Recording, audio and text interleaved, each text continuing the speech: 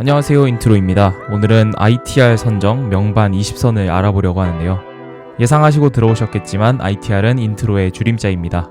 장르별 추천 앨범 시리즈를 연재하기 전에 저의 인생 명반들을 먼저 알려드리고 시작하는 게 좋을 것 같아 이 영상을 기획하게 되었습니다. 그럼 바로 들어가 보시죠.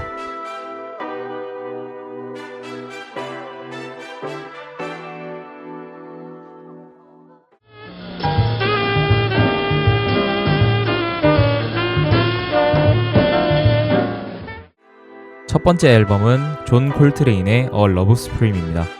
아방가르드 재즈와 스피리추얼 재즈의 아버지이자 재즈 역사의 산증인이신 존 콜트레인의 최고작이라고 불리우는 앨범이 바로 이 앨범입니다.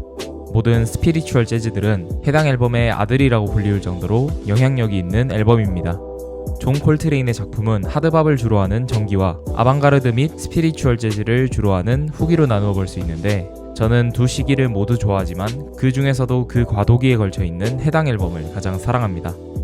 전기 앨범의 부드럽고도 섬세한 멜로디와 후기의 강렬하고 정교한 혼을 빼놓는 연주가 어우러져 청자의 귀를 호강시켜줍니다.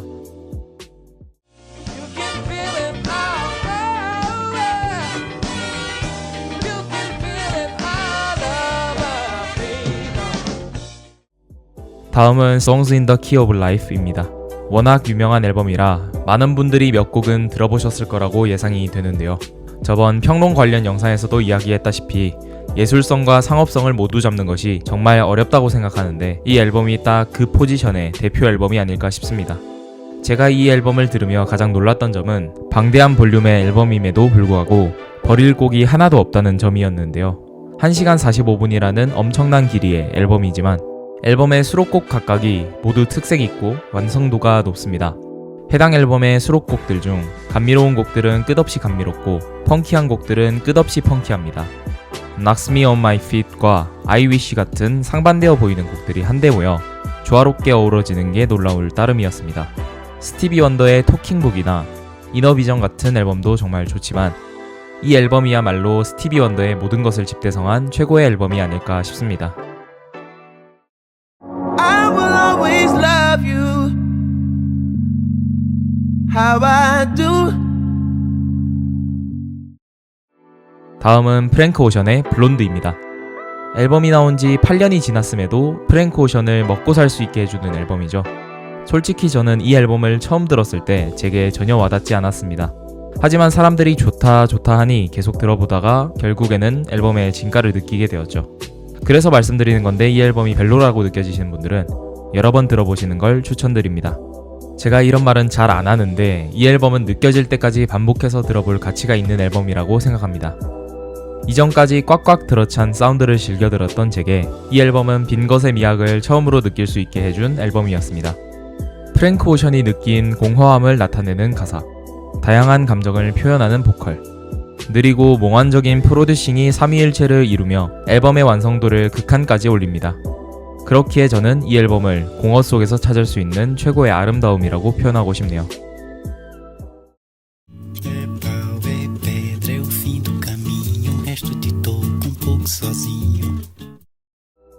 다음은 주앙 질베르토의 Self Title 앨범입니다. 아마 이 아티스트는 게츠 질베르토라는 앨범으로 많이들 알고 계실 듯 합니다. 해당 아티스트는 보사노바 하면 조빔과 함께 꼭 언급되는 아티스트입니다. 그의 디스코그래피 중 그의 셀프 타이틀 앨범을 가장 좋아하는 이유는 단조로움에 있습니다. 많은 악기 없이 어쿠스틱 기타와 단조로운 타악기 리듬, 그리고 그의 목소리만 있으면 하나의 아름다운 음악이 만들어진다는 점이 정말 인상 깊었습니다. 단순함에서 오는 아름다움, 어쩌면 제가 블론드에서 느꼈던 아름다움의 연장선이지 않을까 싶네요.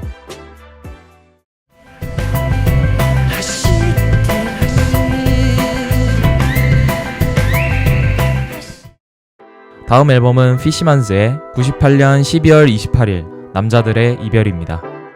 해당 앨범은 일본의 사이키델릭 밴드의 라이브 앨범으로 그들의 행보를 총망라하는 공연을 녹음해둔 앨범입니다.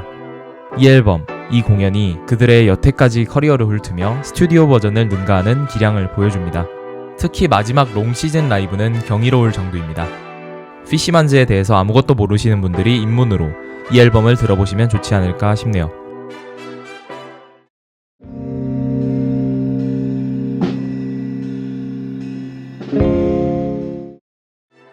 다음은 보리스의 Flood입니다. 이미 드론 소개 영상에서 말씀드렸지만 좀 더 자세히 다뤄보겠습니다. 해당 앨범은 제목에서부터 이야기하듯이 물이 중요하게 여겨집니다. 초반에는 잔잔한 파도들이 드론을 이용하여 표현되고 후반에는 몰아치는 드론 메탈을 기반으로 한 포스트락식 쌓아가는 전개로 점점 사운드가 뭉쳐가며 거대한 하나의 파도를 형상화합니다. 그러고는 다시 잠잠해진 모습을 드론으로 표현하며 앨범은 끝이 납니다.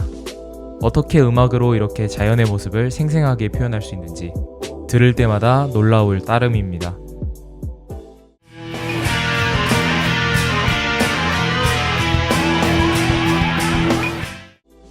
다음 앨범은 킹크림슨의 레드입니다. 분명 In the Court of the Crimson King이 아니라 왜 레드지? 라는 생각을 하시는 분들이 많을 겁니다. 물론 해당 앨범도 정말 좋아하고 아티스트 중복만 가능했다면 레드와 함께 한 자리를 차지했겠지만 저는 아트락적인 색채가 더 많이 묻어난 레드가 더 취향에 맞습니다.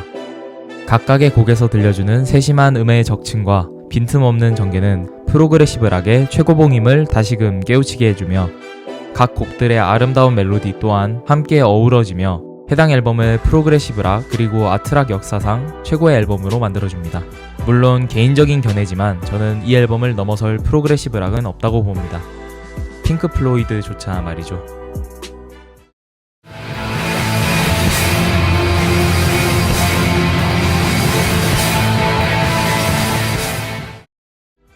다음 앨범은 Swans Are Dead입니다. 이 앨범 또한 라이브 앨범입니다. 즉흥적인 연주 혹은 곡의 개성을 살리는 편곡을 잘하는 밴드일수록 라이브 앨범의 가치가 스튜디오 버전보다 높게 책정되는 것 같습니다.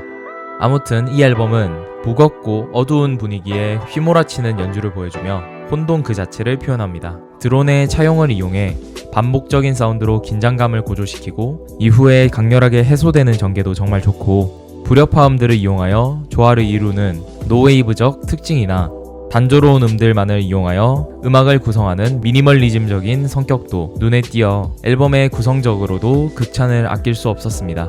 이 앨범으로 스완즈를 처음 접하는 것은 무리가 있으시겠지만 To Be Kind 같은 앨범으로 입문을 해보시고 취향에 맞으신다면 이 앨범까지도 시도해보시는 걸 추천드립니다.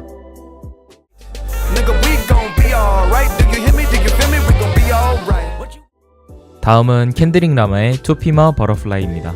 안 넣을 수가 없었습니다. 워낙에 유명한 앨범이다 보니 이 앨범은 굳이 길게 설명하진 않겠습니다. 힙합, 재즈, 펑크, 소울이 모두 어우러져 만들어낸 환상적인 사운드, 그리고 가사에는 흑인에 대한 폭력과 착취에 대한 사회적 메시지까지, 즉 흑인 음악의 총집합체가 이 앨범이죠. 사운드적으로도 가사적인 측면에서도 앨범 구성적인 측면에서도 나무랄 곳이 하나도 없는 명반이란 타이틀이 가장 잘 어울리는 힙합 앨범입니다. God only knows what I'd be without you. 다음은 더 비치 보이스의 팻 사운즈입니다. 앨범 중 한 곡의 이름이 이 앨범을 대변합니다. Wouldn't it be nice? Wouldn't it be nice if we were older? 천상의 멜로디가 있다면 이런 게 아닐까 싶은 말도 안 되는 화음으로 청자의 귀를 녹여줍니다. 하지만 멜로디만으로 이 앨범을 칭찬한다면 이 앨범을 과소평가하는 것입니다. 해당 앨범에서는 당대의 팝 음악 시장에서는 잘 없었던 앨범을 유기적으로 만들고자 하는 시도가 거의 처음으로 이루어졌습니다. 이런 유기적인 구성은 이 앨범을 더욱 완성도 있는 앨범으로 만들어줬고 누구도 대적할 수 없는 위치에 올려두었습니다.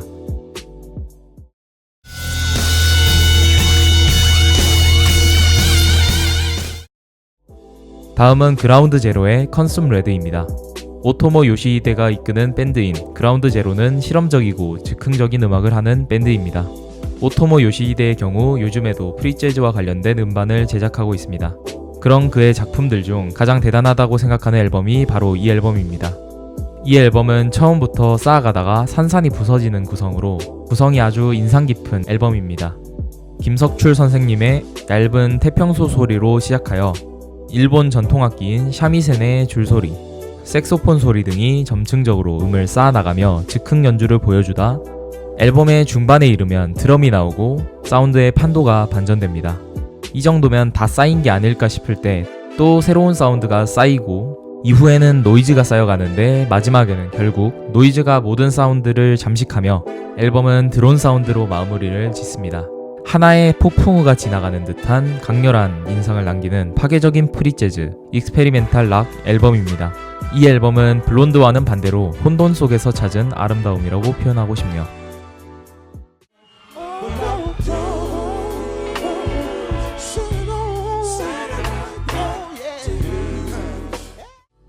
다음은 디앙젤로의 부두라는 앨범입니다. 이보다 더 찐득한 앨범이 존재할 수 있을까 싶을 정도로 끈적한 네오소울 앨범입니다. R&B나 소울을 좋아하는 입장에서 이 앨범을 싫어할 수가 없었습니다. 그의 섹시한 목소리에 더불어 느릿느릿하게 기어들어가는 반주의 조합은 듣는 이의 귀가 즐겁게 만들어주었습니다. 모든 곡들이 다 좋지만 그 중에서도 Untitled How Does It Feel에서 보여주는 그의 역량은 그야말로 엄청났습니다.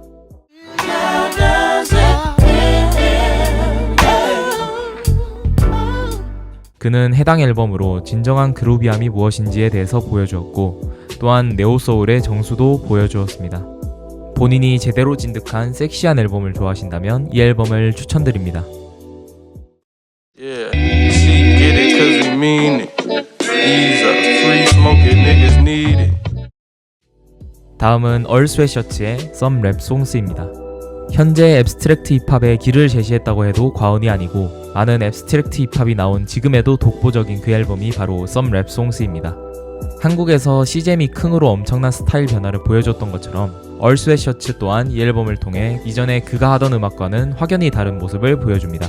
이 앨범 이전에 그는 분배 비트의 쫀득한 랩을 구사하는 모습을 주로 보여줬지만 이 앨범 이후로는 좀 더 발음을 굴리는 등 랩 스타일에도 변화를 주었고 곡의 구성에 있어서도 기존과 달리 랩보다 비트가 더 강조되는 듯한 기이한 구성과 독특한 샘플링 활용이 돋보이는 앨범입니다. 앱스트랙트 힙합에 관심이 있으시거나 입문을 하고 싶으시다면 꼭 들어보셔야 할 명반입니다.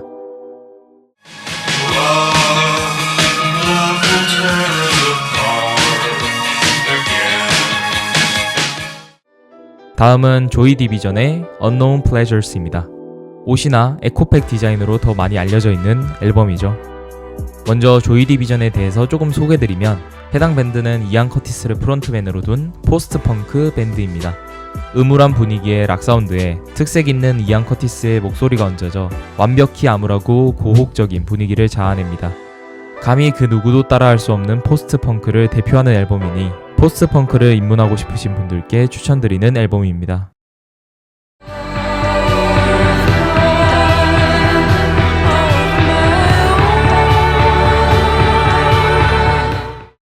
다음은 와이즈 블러드의 타이타닉 라이징입니다. 이 앨범은 전곡이 명곡이라고 이야기해도 무리가 없을 정도로 버릴 곡이 하나도 없습니다. 매 곡마다 펼쳐지는 환상적인 멜로디와 현악기를 동반한 수려한 프로듀싱, 그리고 그녀의 고급스러운 목소리, 심지어는 앨범 커버에 물속을 부유하는 느낌과 따스한 색채의 느낌까지 곡들의 분위기와 딱 맞아 앨범 커버까지 이 앨범을 명반으로 만들어줍니다.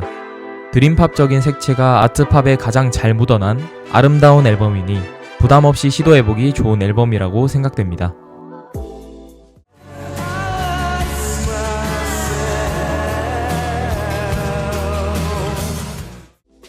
다음은 라디오헤드의 OK 컴퓨터입니다.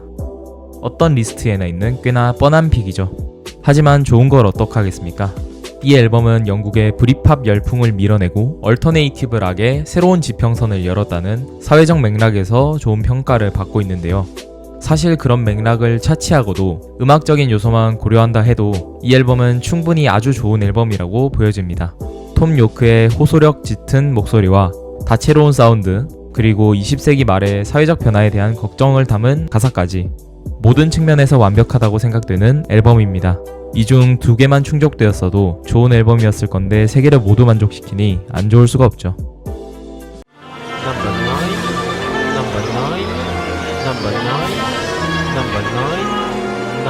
Hello, hello.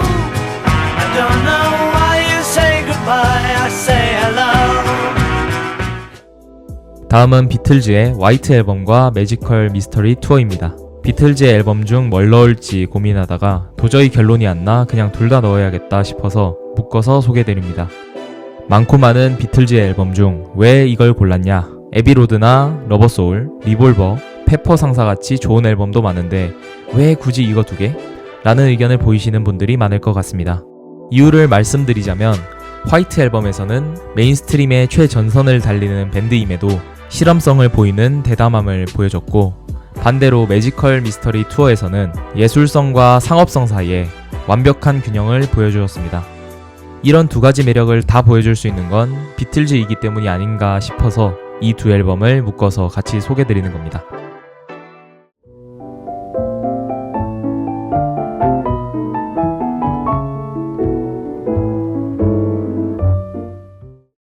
다음은 빌 에반스 트리오의 왈츠 포 데뷔입니다.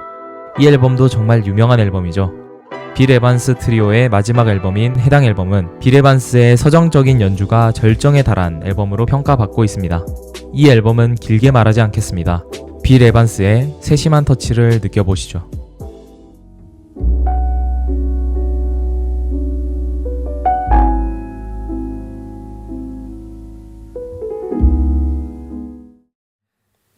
愛しい君よ愛しい君よ다음은 아오바 이치코의 0이라는 앨범입니다. 아오바 이치코는 그녀의 목소리와 어쿠스틱 기타 하나로 모든 아름다운 음악을 만들어냅니다.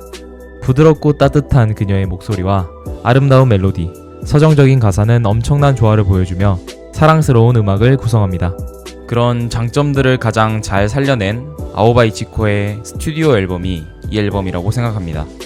최근에는 클래식 악단과도 콜라보를 하여 조금 더 풍성한 사운드로 곡들을 들려주었는데, 풍성한 매력보단 단조로운 구성에서 오는 아름다움이 더 일품인 것 같더군요. 그런 매력을 극대화시킨 앨범이 하나 있습니다. 0%라는 앨범인데, 이는 0 앨범을 라이브로 공연한 걸 녹음해둔 음반입니다.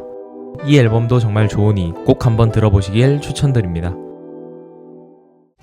Stop scaring the hoes, play that shit out and tip their toes. We don't wanna hear that shit no more. Put the face down, get your cross. 마지막은 제이팩 마피아와 데니 브라운의 Scaring the Hole입니다. Scaring the Hole을 넣을지 베테랑을 넣을지 고민하다가 결국에는 Scaring the Hole을 고르게 되었습니다. 패기와 데니 브라운의 공격적인 랩에 더불어 패기의 익스페리멘탈한 프로듀싱이 특징인 앨범입니다. 쉴 새 없이 몰아치는 랩과 귀를 끊임없이 타격하는 비트가 이 앨범의 최고 매력점이라고 생각합니다. 패기의 솔로 앨범은 주로 중간중간 쉬어가는 트랙들이 많이 존재하는데, 이 앨범은 그런 방지턱이라고 해야 할까요? 그런 게 좀 적어서 더 강렬하고 좋은 것 같습니다. 끝없이 자극적인 랩 앨범을 원하신다면 이 앨범을 추천드립니다. 이렇게 해서 21개의 제 인생 앨범을 꼽아봤는데 소개드리지 못한 앨범이 많아서 아쉽네요. 하지만 이 영상이 잘 된다면 차차 소개드릴 테니 기대해주시고 이번 영상도 시청해주셔서 감사합니다.